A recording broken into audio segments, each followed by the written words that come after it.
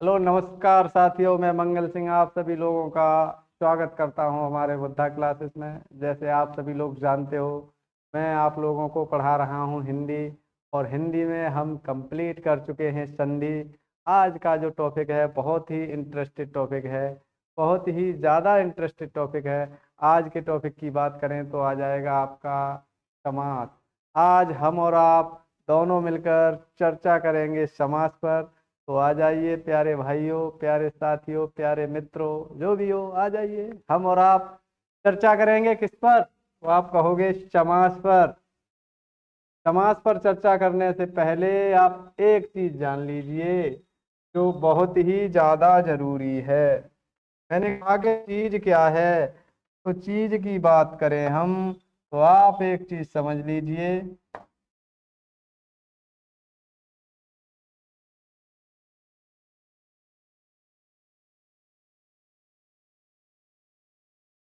शब्द निर्माण की इकाई, शब्द निर्माण की इकाई। भाइयों बताइए जरा, शब्द निर्माण की इकाइयाँ या इकाई कितनी हो जाएंगी? आप कहोगे कि सर ये चार होंगी। कौन कौन सी? तो जरा उनके नाम आप लोग लिख लीजिए। पहली हो जाएगी संधि। क्या हो जाएगी? संधि।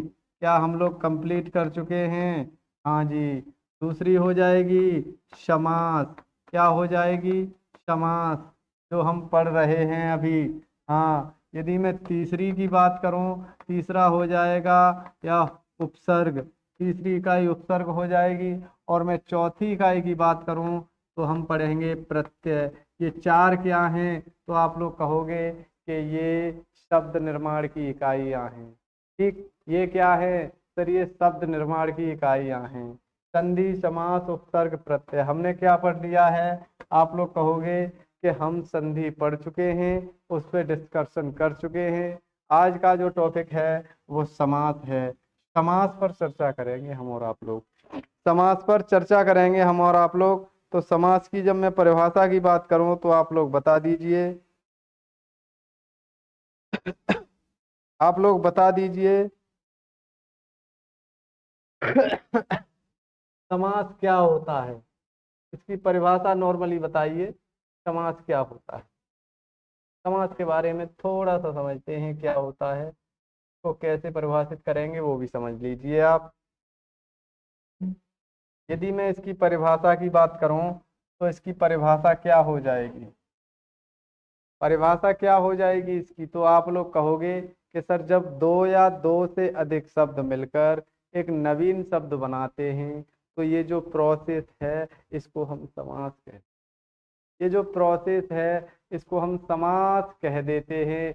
और इस प्रोसेस से जो शब्द बना है उसे हम सामासिक पद या समस्त पद नाम देंगे। तो आइए, हमने कहा दो या दो से अधिक शब्द मिलकर, शब्द मिलकर एक नवीन शब्द की,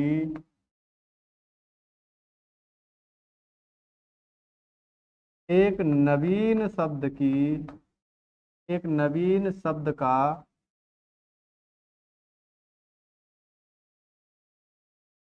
निर्माण करते हैं। एक नवीन शब्द का निर्माण करते हैं।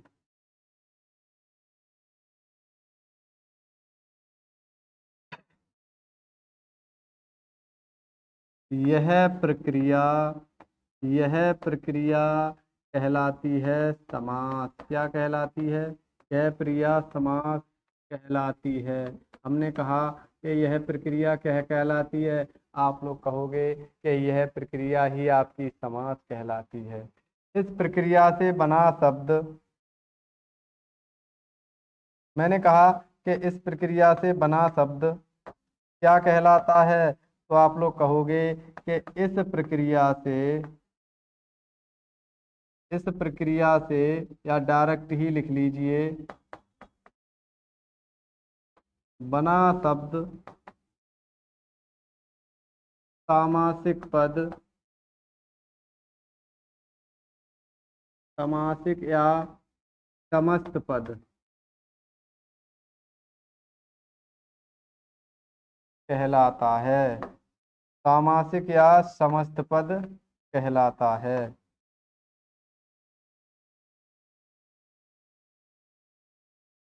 भाइयों मैंने क्या लिखा? मैंने लिखा कि दो या दो से अधिक शब्द मिलकर एक नवीन शब्द का निर्माण करेंगे, जिसे हम क्या कहेंगे सर? ऐसी इसी प्रक्रिया को हम नाम दे देंगे क्या? समास। और इस प्रक्रिया से जो शब्द बना है ना, उसे हम सामासिक पद या समस्त पद कहते हैं। उसे हम समस्त पद या सामासिक पद कहते हैं। सर जरा उदाहरण से समझा दीजिए। तो साथियों आप लोग उदाहरण लिखोगे। उदाहरण क्या है? आप देखोगे उदाहरण जो है ये रहा। मैंने लिखा राजा का कुमार। राजा का कुमार। आप लोग कहोगे कि इसको यदि हम बोलेंगे तो इसको बोलेंगे राजकुमार। क्या बोलेंगे? आप कहोगे इसे बोलेंगे राजकुमार। जो राजा का कुमार है ना, इसको नाम देंगे हम राजकुमार। तो ये जो पद बना है ना, ये जो पद बना है, हमने कहा साथियों, ये जो पद बना है ना, यही तो आपका समस्त पद है। हमने कहा यही तो आपका समस्त पद है। और ये जो पूरा प्रोसेस है ना, ये पूरा प्रोसेस क्या कहलाएगा? आप लोग कहोगे कि ये जो पूरा प्रोसेस है ना, इसी को हम नाम देंगे समास। इसी पूरे प्रोसेस को क्या नाम देंगे? इसी पूरी प्रक्रिया को या इसी प्रोसेस को हम नाम देंगे समास। तो समास एक प्रोसेस का नाम है, और जो नवीन शब्द बना राजकुमार, ये हमारा क्या है? समस्त पद है। भाइयों ये क्या है? ये है हमारा समस्त पद। तो जरा आगे आ जाइए। आगे हम और आप लोग चर्चा करते हैं समास के अवयव। मैं यदि समास के अवयव की बात करूं, इन अवयव को हम दूसरा नाम दे सकते हैं क्या? आप कहोगे कि इसको हम समास के तत्व भी बोल सकते हैं। समास के तत्व भी बोल सकते हैं, या तो कहें समास के अवयव या कहें समास के तत्व। कितने होंगे? तो साथियों आप लोग कहोगे कि समास के अवयव चार होते हैं। कितने होते हैं? चार होते हैं। कौन कौन से होते हैं? तो जरा एक एग्जाम्पल लिखो, उसी में हम समझाए देते हैं। उसी में हम समझाए देते हैं कौन कौन से होते हैं। तो हमने लिखा राजकुमार। हमने क्या लिखा? हमने लिखा राजकुमार। और जब हम इसका समास विग्रह करेंगे, हो जाएगा राजा का कुमार। क्या हो जाएगा भाइयों? ये हो जाएगा राजा का कुमार। यदि मैं बात करूं आप लोगों से, तो आप लोग क्या कहोगे कि ये जो है ना पूरा, इसको नाम देंगे हम समस्त पद। क्या नाम देंगे? इसको नाम देंगे समस्त पद। क्या होगा सर? ये एक अवयव हो जाएगा। सर यदि मैं इसकी बात करूं ना, इसकी, इसको क्या नाम दोगे? तो आप कहोगे कि सर इसको हम नाम देंगे समास विग्रह। क्या नाम देंगे साथियों? इसको नाम देंगे समास विग्रह। ये है आपका समास विग्रह। ये आपका क्या हो जाएगा सर? दूसरा अवयव। सर दो अवयव और कौन कौन से हैं? सर इसमें जो पहला पॉइंट है ना, इसमें जो आपका पहला पॉइंट है कौन सा वाला? जरा देखिए सर, जरा देखिए। ये जो राज है ना, ये राज, इसको नाम देंगे हम पूर्व या प्रथम पद। पूर्व या प्रथम पद। क्या होगा? प्रथम पद। सर तीसरा अवयव ये हो जाएगा। और ये जो बचाना आपका ये वाला, ये कुमार, ये हो जाएगा आपका उत्तर पद। क्या हो जाएगा? उत्तर पद। ये क्या होगा सर? आप कहोगे ये चौथा अवयव। अवयव कितने हो गए साथियों? अवयव हो गए चार। हमने कहा कि जो नवीन शब्द बना उसे हम समस्त पद कहेंगे। जिन दो शब्दों से बना उसे हम समास विग्रह कहेंगे। नवीन शब्द में जो पहले का पद है उसे हम पूर्व पद कहेंगे, और जो बाद का पद है उसे हम उत्तर पद कहेंगे। क्या कहेंगे? उत्तर पद कहेंगे। तो हमने देखा कि समास के कितने अवयव हो गए साथियों? समास के चार अवयव हो गए। जरा आगे बढ़ते हैं हम और आप लोग। समास के प्रकार। सर समास के कितने प्रकार हैं? समास के कितने प्रकार हैं? सर मैंने कहा कि समास के 4 प्रकार हैं। समास के वैसे तो समास 6 प्रकार का होता है, ठीक। हमने कहा कि समास के कितने प्रकार हैं? आप कहोगे कि समास के 6 प्रकार हैं। कितने? समास हमको पढ़ना है, इसके 6 प्रकार हैं। कौन कौन से? पहला नाम लिखेंगे हम अव्ययी भाव समास।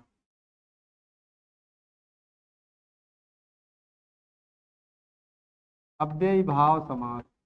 दूसरा जो नाम होगा वो है आपका द्वंद्व समास। क्या सर? द्वंद्व समास। द्वंद्व समास। तीसरा जो है वो है आपका बहुब्रीहि समास। बहुब्रीहि समास। बहुब्रीहि समास। चौथा है आपका तत्पुरुष समास। तत्पुरुष समास। और यदि मैं पांचवें की बात करूं तो आप लोग लिखोगे, हो जाएगा द्विगु समास। क्या हो जाएगा साथियों? हो जाएगा द्विगु समास। और छठवें की बात करूं तो छठवां होगा आपका कर्मधारय समास। कर्मधारय समास। क्या हो जाएगा साथियों? हो जाएगा कर्मधारय समास। हमने देखा कि समास 6 प्रकार के होते हैं मुख्यतः। कौन कौन से? पहला अव्ययी भाव समास, दूसरा द्वंद्व समास, तीसरा बहुब्रीहि समास, चौथा आपका तत्पुरुष समास, पांचवा द्विगु समास और छठवां आपका कर्मधारय समास। जरा हम बात करेंगे समास के अन्य आधार की। सर समास के यदि हम आधार की बात करें तो समास जो है ना, क्या आप लोग कहोगे कि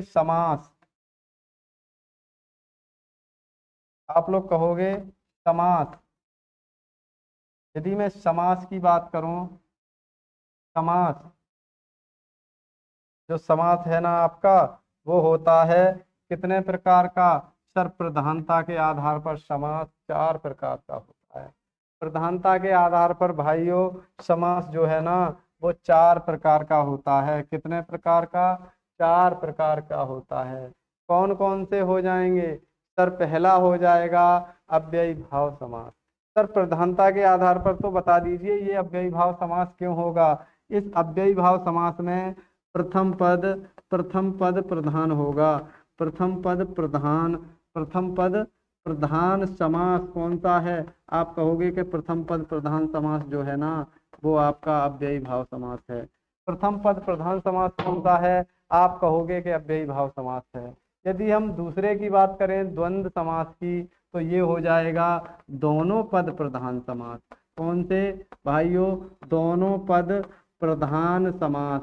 दोनों पद प्रधान समास कौन सा होगा? आप लोग कहोगे कि वो हो जाएगा आपका द्वंद्व समास। अव्ययी भाव पूर्व पद प्रधान समास, द्वंद्व समास दोनों पद प्रधान समास। यदि मैं बहुब्रीहि की बात करूं तो साथियों बहुब्रीहि समास जो होता है ना उसका कोई भी पद प्रधान नहीं होता है। तो हम लिखेंगे दोनों पद अप्रधान समास। दोनों पद अप्रधान समास। दोनों पद अप्रधान समास कौन सा हो जाएगा? आप कहोगे कि ये बहुब्रीहि समास हो जाएगा। पूर्व पद प्रधान समास, दोनों पद प्रधान समास, दोनों पद अप्रधान समास। यदि मैं तत्पुरुष की बात करूं तो इसके बारे में और लिख लेंगे। सर ये होता है उत्तर पद प्रधान समास। उत्तर पद प्रधान समास। उत्तर पद प्रधान समास कौन सा हो जाएगा? आप लोग कहोगे कि उत्तर पद प्रधान समास आपका तत्पुरुष समास हो जाएगा। मैंने कहा कि अव्ययी भाव प्रथम पद प्रधान, द्वंद्व दोनों पद प्रधान, बहुब्रीहि कोई भी पद प्रधान नहीं और तत्पुरुष उत्तर पद प्रधान होगा। सर मैं यदि तत्पुरुष की बात करूं तो इसके ही 2 रूप मान लेते हैं हम, द्विगु समास और कर्मधारय समास। द्विगु समास भी उत्तर पद प्रधान समास होता है और कर्मधारय समास भी आपका उत्तर पद प्रधान समास होता है। साथियों अब हम इनके बारे में एक एक करके चर्चा करेंगे। उससे पहले मैं एक बार आपको रिवाइज करा दूं। अव्ययी भाव समास पूर्व पद या प्रथम पद प्रधान। द्वंद्व समास दोनों पद प्रधान समास। बहुब्रीहि समास, दोनों पद अप्रधान समास।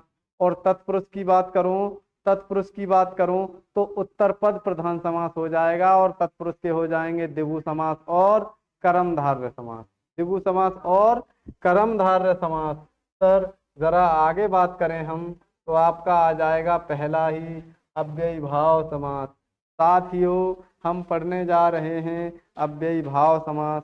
तो जरा इसकी परिभाषा बताओ, इसकी पहचान बताओ, इसके उदाहरण बताओ। तो आ जाइए, आ जाइए, हम और आप इसकी परिभाषा लिखते हैं। ध्यान दीजिए इसकी परिभाषा क्या होगी। यदि मैं परिभाषा की बात करूं तो परिभाषा नॉर्मल रूप में आप लोग लिख सकते हो। कैसे? जैसे मैं आपको लिखवा रहा हूं, जैसे मैं आपको लिखवा रहा हूं, लिखिए तो जरा। यदि मैं इसकी परिभाषा की बात करूं तो परिभाषा लिखेंगे जिस समास का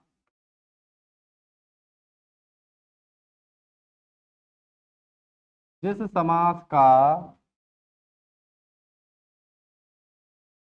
पूर्व पद प्रधान होता है अव्ययी भाव समास कहलाता है। इसी में आप लिखोगे इसका पूर्व पद, इसका पूर्व पद क्या होगा। आप कहेंगे कि इसका जो पूर्व पद है ना वो आपको अविकारी शब्द देखने को मिलेगा। क्या देखने को मिलेगा? अविकारी शब्द। पूर्व शब्द होगा, अविकारी शब्द होगा, या आप बोल सकते हैं उपसर्ग होगा। क्या होगा?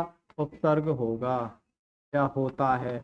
हमने कहा कि इस समास का जो प्रथम पद है ना वो या तो अविकारी शब्द होगा या क्या होगा भाइयों, या वो उपसर्ग होगा।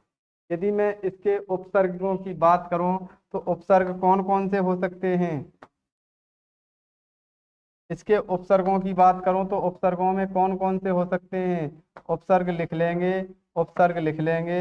मैंने कहा कि उपसर्ग लिख लेंगे, लिख लो उपसर्ग। उपसर्ग में पहला हो जाएगा भर, दूसरा हो जाएगा निर, तीसरा हो जाएगा आपका भर हो गया, निर हो गया, प्रति यथा वे, प्रति यथा वे, ठीक, आदि। ये सब क्या हैं?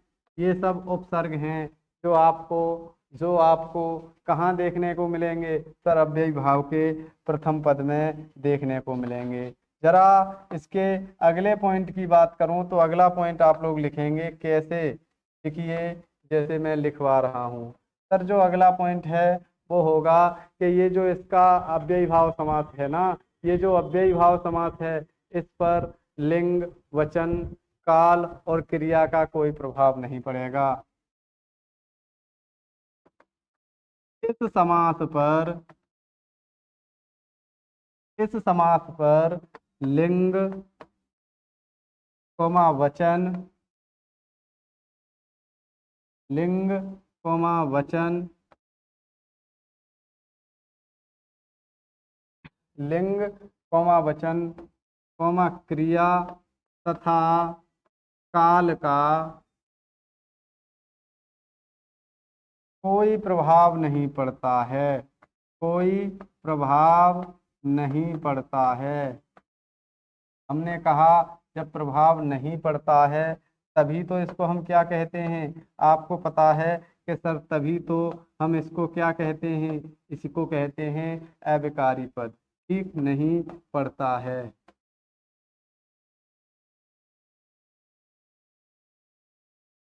हमने कहा कि ये जो अव्ययी भाव समास है इसका पूर्व पद प्रधान होगा, वह आपका समास अव्ययी भाव होगा। दूसरा हमने क्या देखा? दूसरा हमने देखा कि इसका पूर्व पद अविकारी शब्द होगा या आपका उपसर्ग होगा। ठीक, यदि हम बात करें इसका जो इस समास पर लिंग, वचन, क्रिया तथा काल का कोई प्रभाव नहीं पड़ता है। तो जरा इसके एग्जाम्पल्स की ओर आ जाते हैं, उदाहरणों पर ध्यान देंगे हम। उदाहरणों पर हम ध्यान देंगे। हमने कहा कि सर उदाहरण और बता दीजिए, तो साथियों उदाहरण लिखेंगे आप लोग इसके। उदाहरण आप लोग लिखोगे कैसे, जैसे मैं आप लोगों को बताने वाला हूँ।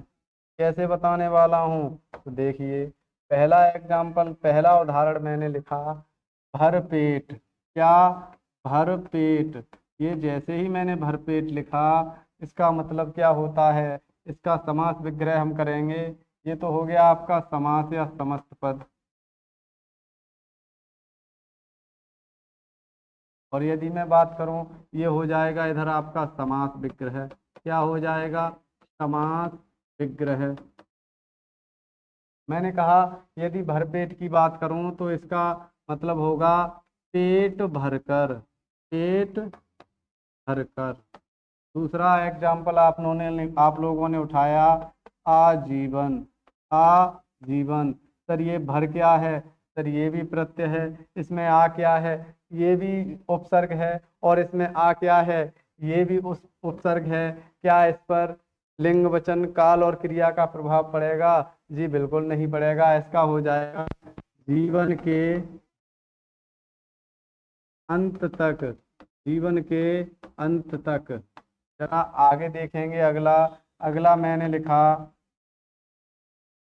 अगला मैंने लिखा आमरण। क्या लिखा? अगला मैंने लिखा आमरण। इसका क्या करोगे आप साथियों? इसका आप लोग कर दोगे मृत्यु तक। मृत्यु तक। क्या हो जाएगा? मृत्यु तक या मृत्यु के अंत तक। यदि हम और एग्जाम्पल्स की बात करें तो आप लिख सकते हो प्रतिघात। प्रतिघात। प्रत्यक्ष।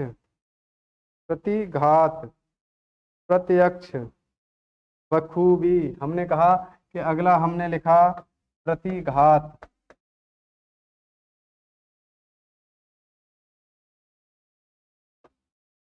इसका क्या होगा? तो आप लोग कहेंगे कि जो प्रतिघात है ना, इसका हो जाएगा, क्या होगा इसका?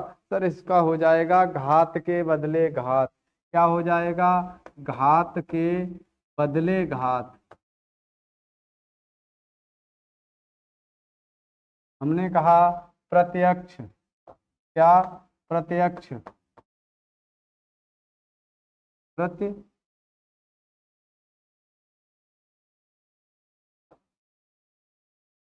हमने कहा कि प्रत्यक्ष। सर इसका क्या होगा? आप लोग कहोगे इसका हो जाएगा आंखों के सामने। आंखों के सामने। आंखों के सामने। इसका हो जाएगा। हमने कहा कि इसमें प्रति, इसमें प्रति, इसमें आ और इसमें भर। ये क्या है? आप लोग कहोगे कि यही तो आपके उपसर्ग हैं। और पहला पद जिसमें उपसर्ग है वही आपका प्रधान है। और ऐसे समास को हम नाम क्या दे देंगे? आप कहोगे कि इस समास को हम नाम दे देंगे अव्ययी भाव समास। जरा अगले पर हम और आप लोग चर्चा करते हैं। आ जाइए। द्वंद्व समास। यदि मैं द्वंद्व समास की आप लोगों से बात करूं तो इसकी आप एक बार परिभाषा बता दीजिए। सर आपने कहा था कि जिस समास के दोनों पद प्रधान होते हैं वही तो द्वंद्व समास होता है। हमने कहा कि जिस समास के दोनों पद प्रधान होंगे वही तो द्वंद्व समास होगा। जरा लिखेंगे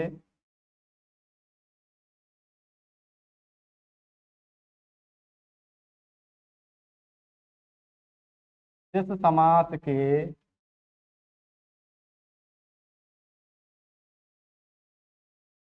दोनों पद प्रधान होते हैं उसे हम क्या कहते हैं? सर उसे हम द्वंद्व समास कहते हैं।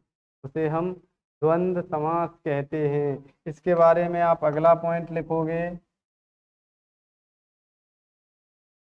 इस समास में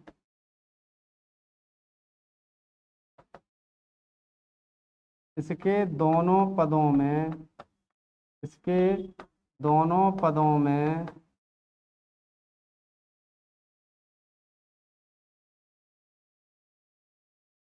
पूरक तथा विलोम का संबंध होता है। पूरक तथा विलोम का संबंध होता है। संबंध होता है। मैंने कहा भाइयों, जो द्वंद्व समास है इसके दोनों पदों के बीच कैसा संबंध होगा? आप लोग कहोगे कि या तो वे दोनों शब्द एक दूसरे के पूरक होंगे या वे दोनों पद एक दूसरे के विलोम होंगे। मैंने कहा तो जरा इसके उदाहरण बता दीजिए, उदाहरण कैसे लिखोगे आप लोग? मैंने कहा कि उदाहरण आपके सामने हैं, देखिए। यदि मैं उदाहरण की बात करूं तो पहला ही उदाहरण आप लोगों ने उठाया क्या? सर पहला उदाहरण हमने उठाया अन्न जल। अन्न जल, हमने कहा कि ये एक दूसरे के पूरक हैं। जरा इसका समास विग्रह करिए। आप लोग कहोगे अन्न और जल। अन्न और क्या लगा दिया? सर और लगा दिया। जरा अगला बताइए। हमने अगला लिखा, अगला लिखा आग पानी। आग पानी। आग पानी। आप लोग इसका समास विग्रह कैसे करोगे? आप लोग कहोगे आग और पानी। आग और पानी, क्या कहोगे? आग और, आग और पानी। जरा अगले एग्जाम्पल की ओर ध्यान देंगे हम। अगला हमने लिखा माता पिता। माता पिता, आप लोग क्या कहोगे? माता और पिता। क्या कहोगे? आप लोग कहोगे माता और पिता। माता और पिता। आप लोग क्या कहोगे? आप लोग कहोगे माता और पिता। सर और भी बहुत से एग्जाम्पल हैं, जैसे ऊंचा नीचा। ऊंचा या नीचा, लाभ हानि, लाभ अथवा हानि, लाभ अथवा हानि लिखे देते हैं। हमने कहा कि अगला उदाहरण हो जाएगा, लिख लेंगे लाभ हानि। आप लोग क्या कहोगे? समास विग्रह करिए जरा। आप लोग कहोगे लाभ अथवा हानि। क्या? लाभ अथवा हानि। क्या हो जाएगा साथियों? लाभ अथवा हानि हो जाएगा। लाभ अथवा हानि हो जाएगा समास विग्रह। मुझे लगता है कि हम द्वंद्व समास कंप्लीट कर चुके हैं। जिसके दोनों पद प्रधान होते हैं वही तो द्वंद्व समास है आपका। तो जरा आगे चर्चा करते हैं साथियों, आगे आ जाइए। तुम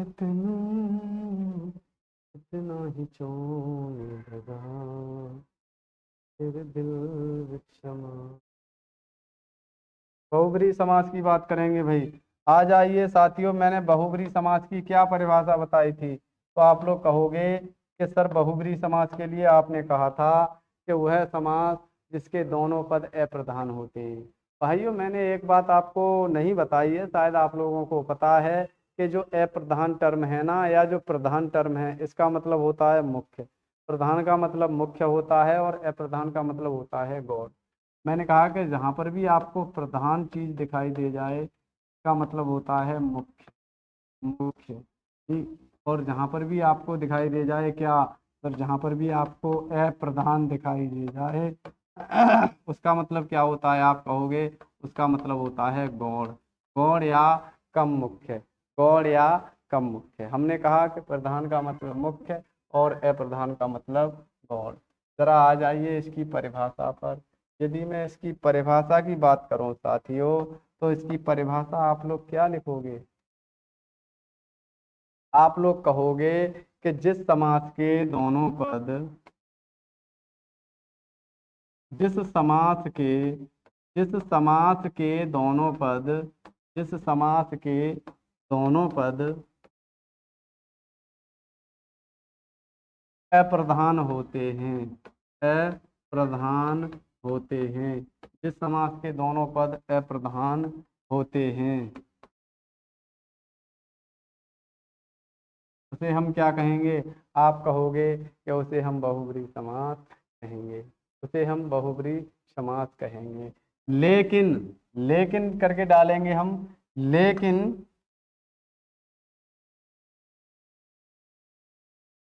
दोनों पद मिलकर, दोनों पद मिलकर किसी तीसरे, किसी तीसरे शब्द का, या किसी तीसरे शब्द का, या किसी तीसरे शब्द का प्रधान बना देते हैं। लेकिन दोनों पद मिलकर किसी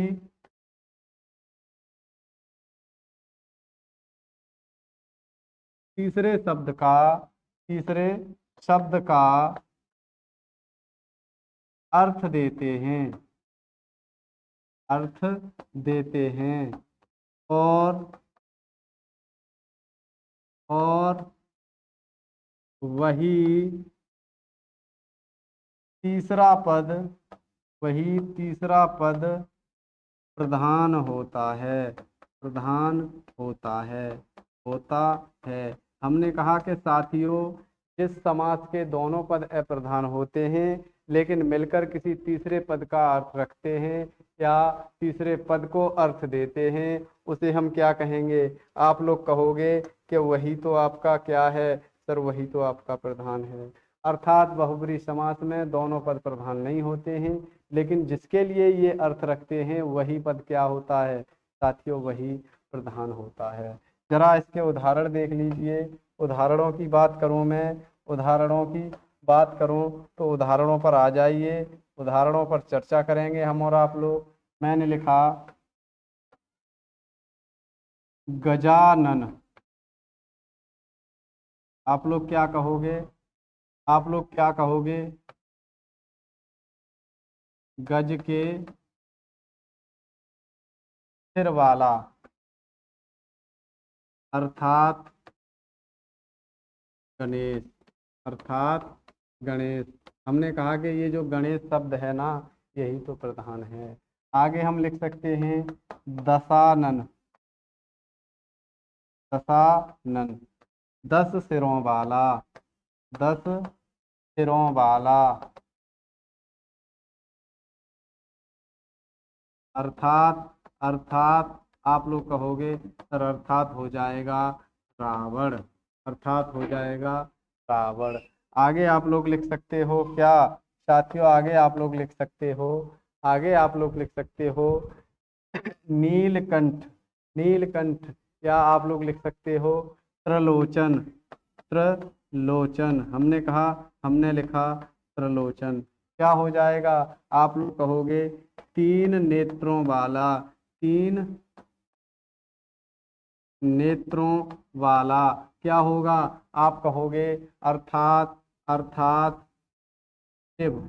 हमने कहा अर्थात कौन हो जाएगा? अर्थात हो जाएंगे आपके शिव। और शिव ही क्या है? आप कहोगे कि यही तो प्रधान है। हमने कहा आगे लिखेंगे दिनकर या दीनानाथ, दीनानाथ। हमने कहा कि दीनानाथ का मतलब है दिन के नाथ, दिन के नाथ, अर्थात दिन के नाथ। क्या हो जाएगा? आप लोग कहोगे अर्थात में हो जाएगा, अर्थात में हो जाएगा साथियों क्या? आप लोग कहोगे अर्थात में हो जाएगा सूर्य। और सूर्य ही क्या है सर? सूर्य ही तो हमारा तीसरा पद है जो कि प्रधान है। हमने कहा वह समास जिसका कोई भी पद प्रधान ना हो लेकिन तीसरे पद के लिए अर्थ रखता हो वही प्रधान है आपका बहुव्रीहि। एग्जाम्पल गजानन, गज के सिर वाला अर्थात गणेश। आपका गणेश क्या है? गणेश जो है आपका प्रधान समास है, प्रधान पद है। दशानन, 10 सिरों वाला अर्थात रावण। रावण क्या है साथियों? रावण भी तो आपका तीसरा पद है जो कि प्रधान। ठीक, आज की क्लास हम और आप लोग यहीं पर जोड़ेंगे, जिसमें हम लोग पढ़ चुके हैं, जिसमें हम लोग पढ़ चुके हैं क्या? आप लोग कहोगे अव्ययी भाव समास पढ़ चुके हैं, दूसरा द्वंद्व समास पढ़ चुके हैं, तीसरा बहुब्रीहि समास पढ़ चुके हैं।